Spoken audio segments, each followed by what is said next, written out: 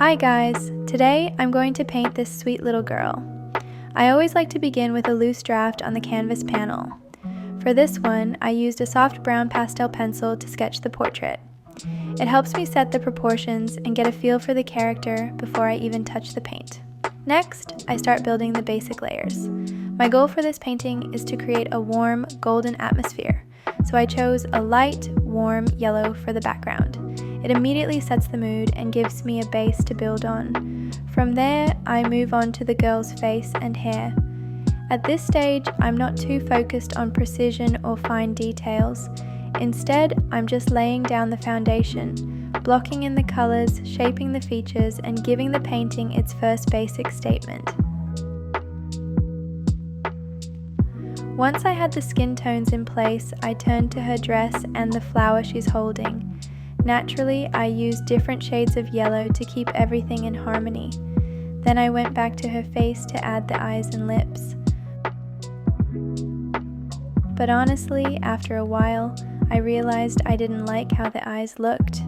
So I made a brave decision to paint over them and completely redo that part. It's never easy to erase hours of work, but sometimes it's the only way to make the painting feel alive. After a few more touches here and there, I decided to step away and continue the next day. The following morning, I felt refreshed and motivated to finish. I picked up the brush right away, though I completely forgot to record the part where I redid the eyes. But I can tell you, reworking them made a huge difference. With the structure in place, I moved on to refining the details. I added highlights to her face to bring it to life, then shaped the shadows around the nose. For the eyes, I chose yellow, so they would match both the flower and the dress, tying the whole piece together. After that, I added soft highlights around the lips.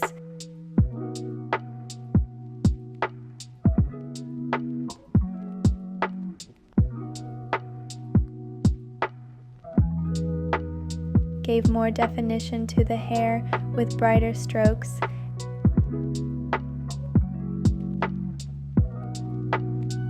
And finally, added texture to the flower and dress.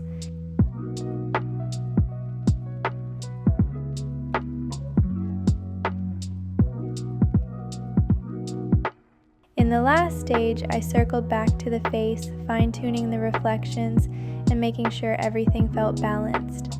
And that's where I stopped. I know myself. I tend to overwork my paintings if I push too far. So this time, I forced myself to step back, and I'm really glad I did. I'm happy with the result, and I think it captures the warmth and innocence I wanted. Thanks so much for watching. See you next time.